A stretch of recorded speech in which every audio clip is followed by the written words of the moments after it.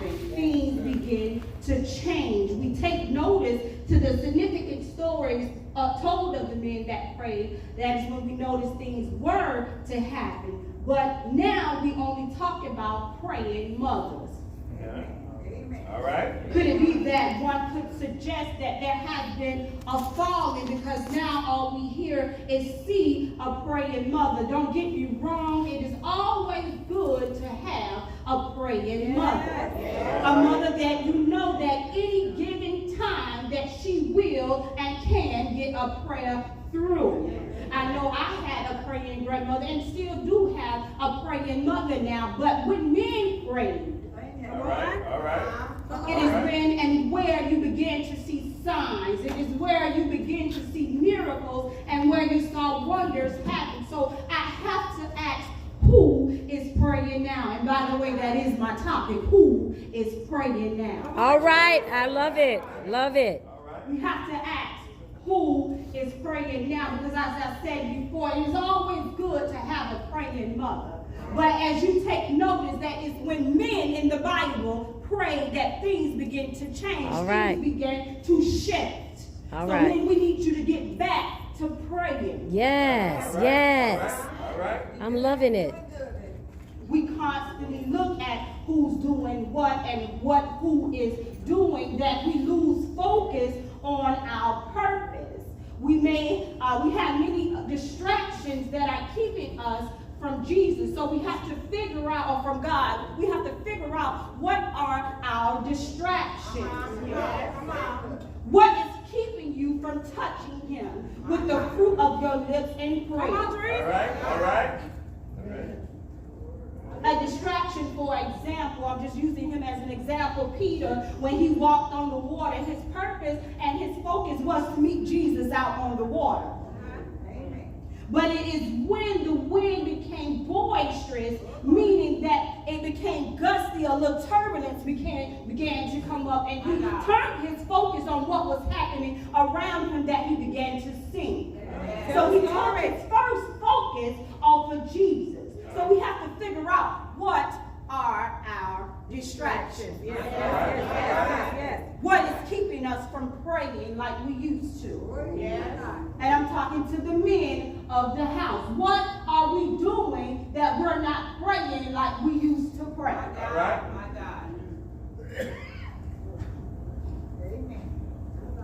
Peter took his focus off of him, which let us know that our focus is to remain on God and God alone. Once we recognize these very things, or the things that distract us or change our focus, then we must know how to deviate from them in order to maintain our focus. I remember Pastor Boston preaching a couple of weeks ago, keep your focus. So we got to keep our focus. Tell your neighbor, keep your focus. Keep your focus. We talk or converse on how prayer is so important, its significance, and how it changes things. But the question still remains, who is praying now? Because if we are praying, why aren't we seeing the changes in our lives? If we are praying, why aren't we reaping the benefits of our prayer or our prayer request? All right. Who is praying? But if we are praying, then what are we missing if we are praying? Because we can't just simply pray and nothing happens or nothing changes. So what are we missing if we're praying? These are the questions we must ask ourselves. What is it that we're missing if we are praying, but nothing never changes? My God. Because I can't pray and nothing changes. All right. Because it tells me that prayer changes things. Yes. Is it that the mantle of prayer has taken a fallen? My God. Oh. All right. My God. If we can visit that for a moment. I like that. What happens Come when on. a mantle of prayer or a mantle takes a fall? My God. Right. There can Somebody. be many things. I ain't no hooper, so y'all bear with me on this one. Girl, that's it right there. There can be many things. There could be a delay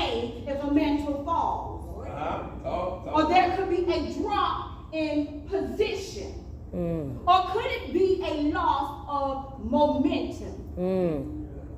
For instance, just as if you're running a relay race, in that instance, the baton is now that mantle. But when a runner drops a baton, the mantle at that point, they are either delayed or being forfeited from the race, which now causes them to lose. Mm. Because you dropped the mantle. Mm. So, in other words, when the This is mantle good. This falls, is good. you will lose every time. When the prayer mantle falls, you will lose every time. Could one believe that men have fallen by the wayside now that the mantle of prayer has fallen? Or is it that one can believe that men now have lost their rightful place now that the prayer mantle has taken its falling?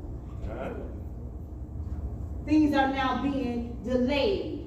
Things are now being tarnished, all because we're no longer praying. All because the mantle has taken a fall.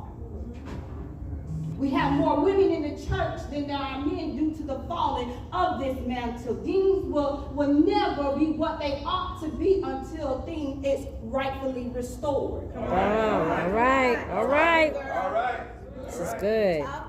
The men nowadays, all you hear is them rant and rave about living the best life, but don't know how to live the life. All right. Whoa. What I'm saying is to you, men, you must begin to pray. Men, you must start to pray like we used to. It is with men and of the house that we need them to pray. Man, get back to your rightful place and pray. It is the prayers of the men that carries us over. All right. There can also be a drop in position. For instance, the mantle of the United States has mishanded the mantle to the person who is in charge now. Come on. Who is now Donald Trump.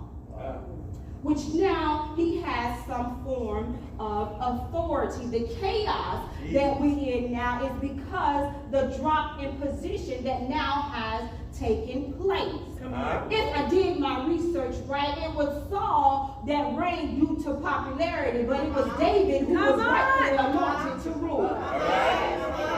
All right. This is also where a lack of authority sets in. Men, you now have to gain your position back. You now have to gain your power back. You now have to gain your authority, because without it, nothing gets done. All right. All right. I love it. I love it. It is in Isaiah chapter 40, verses 30. It says, even the youth shall faint and be weary, and the young men shall utterly fall. So it's telling me who is praying, because it's telling us if we will faint, we will be weary, and our men will fall. It tells you right there in the Bible, Isaiah 40 and 30. Stick a pin in it and read it when you get home. But if we notice in Isaiah 40 and 31, it then says, but they that wait upon the Lord shall renew their strength. In other words, men, we need you to just wait on the Lord fervently. And when you do that, you shall mount up like wings of eagles. You shall run and not faint. You shall walk and not faint. Meaning, if you are to do what is required, there will be no lacking. I'm talking to the men of the house. Men, we need you to get back to a prayerful place. Again, it is because when men pray, things begin to happen. Things were granted. Things took a shift. If you don't believe me, I have scripture. Come on, girl. So if I look back in the Bible days when men prayed, 1 Kings chapter 17, verses 10 through 24. Elijah was the widow woman. Come on. Elijah, he prayed for the things he asked of, and it was granted. Anything he asked, he would first say, I pray thee. Then made his request known, and it was given unto him. 2 Kings chapter 2, verses 9 through 15. Elisha prayed to have a double portion bestowed upon him, and it was granted. His prayer was with sincerity. All right. So I have to All ask, right. All right. how are we praying? Are we praying with sincerity and a pure heart?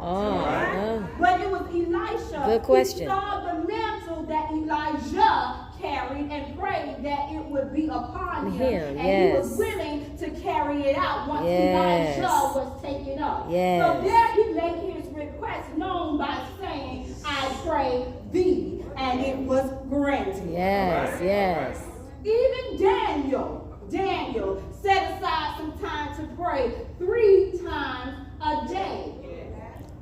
Could it be that Daniel had so much prayer stored up that one could suggest that the prayers are the very reason he was delivered out of the lion's den? Is it possible that we could have so much, such a prayer life that when things did go wrong, we didn't have to hope, pray, and wish God would hear us just in this one time? But because our prayer life is so fruitful, he will deliver us out of our storms, that when we are in the storm, that sending up a prayer wouldn't be so hard. Come on. All right. I know it's a little meaty, but I need you to understand, men, we got to get back to praying. All right. Yes. You have to know and to begin and understand the power of prayer and what prayer can do. The Bible would again suggest that the prayers of the righteous availeth much. And if my Bible tells me this, then I can only ask. I'm sorry I'm asking a lot of questions, but I can only ask, are those that are praying living righteous? I have to know who is praying. Are we living a life that is holy? Are we living a life that is pleasing to God in order to get a prayer through? All right. Then we need to be upright. We need to be holy. And those that are pleasing to God, those are the ones that we need to pray in our day and time. All right.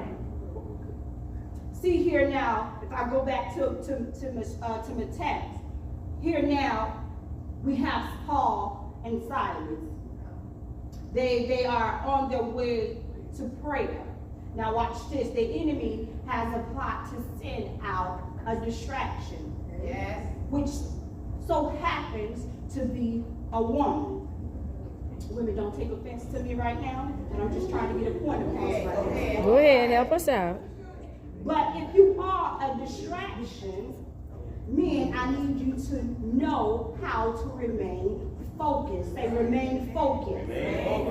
But this woman here, they referred to her as a damsel, meaning she was a slave girl. She was sent out to distract them. Her mission was to cause them to be noticed, because knowing that they were the servants of the Most High God, it was a sure way of her to possibly gain monetarily. See, the people back then, they used wicked spirits to fortune tell to make their money, but here we have true men of God. All right. All right. And she tried to use that to gain. So men, sometimes the very distraction is the one that may always have their hand out for some attention. Wow. But this woman met them in the streets as they were going to prayer. Everyone knew where they were on their way to. In other words, people knew when the men prayed. Now today, why is it that we don't know if and when men are praying? That's because we have too many distractions. The enemy will use every opportunity to distract us from praying and talking to God. He will make you uncomfortable and lose focus when prayer is needed the most. We have got to learn how to conquer and overcome what is distracting us. Stay focused. But this woman, when she found them on their way to pray, she began to cry out, saying, "These men are the servants of the Most High God, who show unto us the way of salvation." She began to cause some chaos and again bring unwanted attention to them. The Bible even lets us know that she had a demon on the inside of her. The Bible would also suggest that Paul noticed what was on the inside of her, because when you have a constant and a consistent prayer life with God, God won't allow anything to sneak or creep up on you. All right. All right. Now Paul has the power to cast out this demon. As I said to you before, when men pray, you not only have the power, but you also have the authority to make things happen. The Bible says, Paul commanded the evil spirit, saying, I command thee in the name of Jesus Christ to come out of her. And when the demon came out the same hour, which furthermore proves it is when men have to pray that prayers are answered. When men pray, mountains can be moved. It is when men pray that things begin to shift. When men pray, that is when things begin to happen. All right. Yes. I truly believe if we get the men back to prayer, there will be a shift like none other. There will be a shift in the land. And so by casting out this demon, people saw how this would affect, how it would limit their way of making money. But now the people noticed Paul and Silas and how Paul was able to cast out demons. The people seized them. They were taken to the marketplace where justice was done publicly. They took them to the rulers, which was where their justice of peace was, and then rushed them to the magistrates, which were the governors of the city, and then charged them with being troublers of the land. Okay, you didn't catch it. Troublers of the land, because when you begin to pray, the land begins to get trouble. When you begin to pray, things start to happen. When you begin to pray, things begin to move. When you begin to pray, things begin to shift. So that then you want them to come and trouble their land, because troubling their land only meant a shift was about to take place. All right. I hear you. Because if they trouble the city, it only lets me know it's just like the angels troubling the water of Bethesda pool. In order for a healing to take place, they had to trouble the water. Yes. Men, we have to get back in our rightful place. We have to start and begin to pray. When they imprisoned Paul and Silas, they didn't keep them from praying and worshiping God.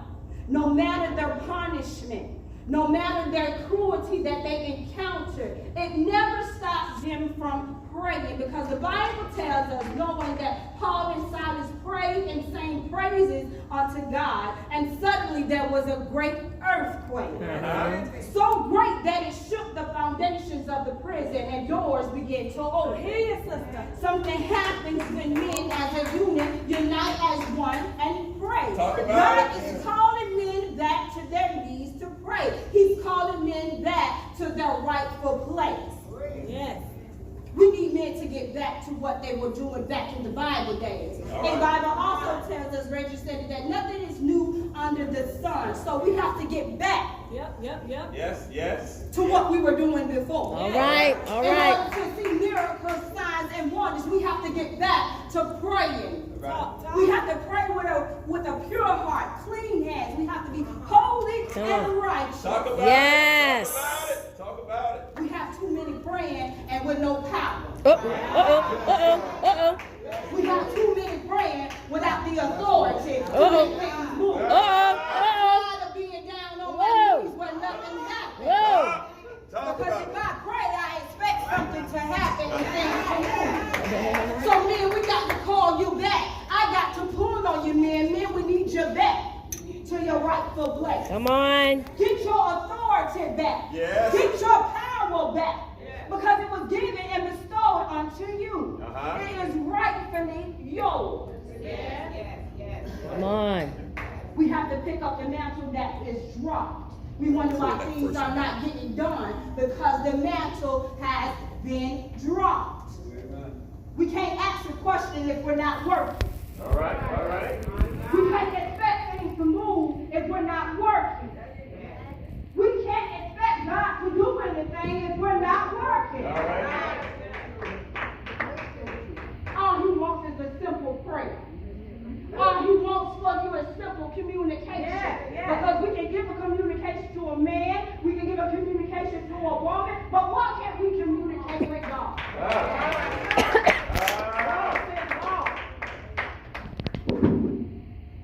Then we're calling you back.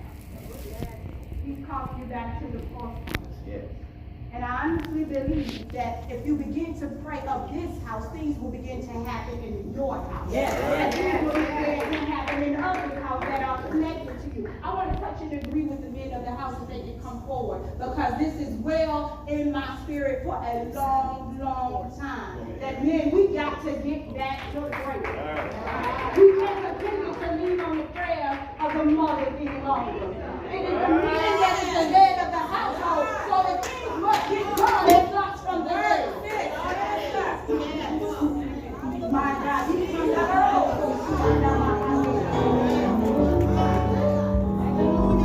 My God. In the Bible, it speaks about Paul and Silas and the other jailers that were free. They were free because they heard Paul and Silas singing and praying. Not because they were singing and praying, but because Paul and Silas was praying, they were in the same vicinity that the foundation shook. And if I'm in the same vicinity as you praying, you got to know that my blessing is right around the corner. It's not at the same time as yours. My God, minister, come on up. Then we got to pray. We have to pray with sincerity. We just can't pray when our time and need. The Bible tells us to pray without ceasing. And I do believe, as I said before, if we begin to pray now, things will begin to happen. You will see things change in your life. You will see things change in those that you pray for lives. Those that are connected to you change. Things will begin to change for the better. But you got to first pray. You got to first pray. You have got to pray. And it don't take much to pray to God. It don't take much to send up a prayer to God. God, we pray even now. Hallelujah. That the men that stand before us, oh God, will get back to their rightful place in prayer, oh God. Right now, God, you open up their hearts and their minds, oh God. That you would send down your anointing, oh God. Bestow your power of prayer on them right now in the name of Jesus. God, we ask that if you do it right now in this house, oh God, that it will overflow to others, oh God. We speak overflow in abundance of prayer right now, oh God. We speak that you cannot live without praying